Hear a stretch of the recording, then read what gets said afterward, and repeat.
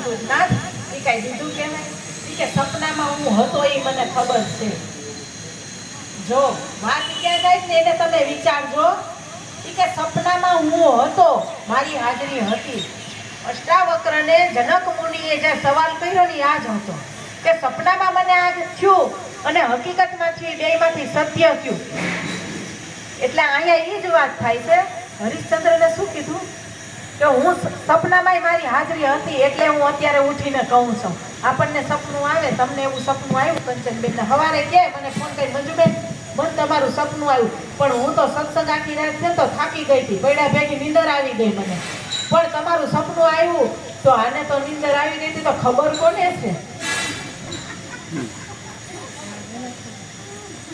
આ બેનને તો એ મેં કહે જ છે કે હું થાકી ગઈ હતી પૈડા ભેગી નીંદર આવી ગઈ તો હવારના ઉઠી તો મને કંચનબેન જ કહી છે તો એ કોને ખબર સપનાની બરાબર કારણ કે એ નક્કીપણાની વાત છે જો ધ્યાન દેજો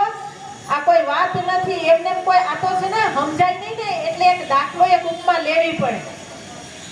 બાકી આ જેને નક્કી થઈ ગયું ને એની વાત છે આ ખબર કોને છે આ આપણે હુતા છે ને એને ખબર કેમ શરીર હુતું છે પણ આની અંદર બીજા બે ઘણા બધા પડ્યા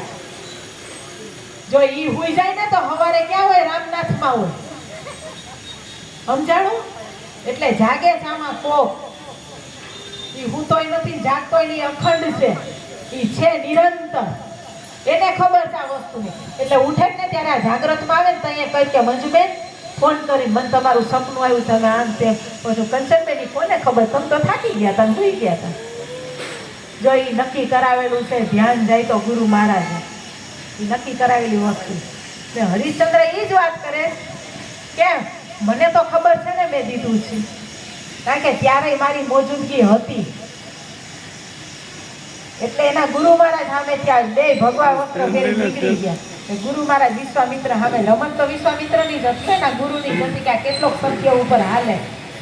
નક્કી તો કરું એટલે જ્યારે હરિશ્ચંદ્ર અને તારામતી નીચે આવતા હતા ઉતરીને પગથિયા તો તમને ભગવો પહેરવાનું કીધું ને તો કે નાથ મારાથી સપનું આવું આવ્યું અને મારે આ અપ્સરાને રાજપાટ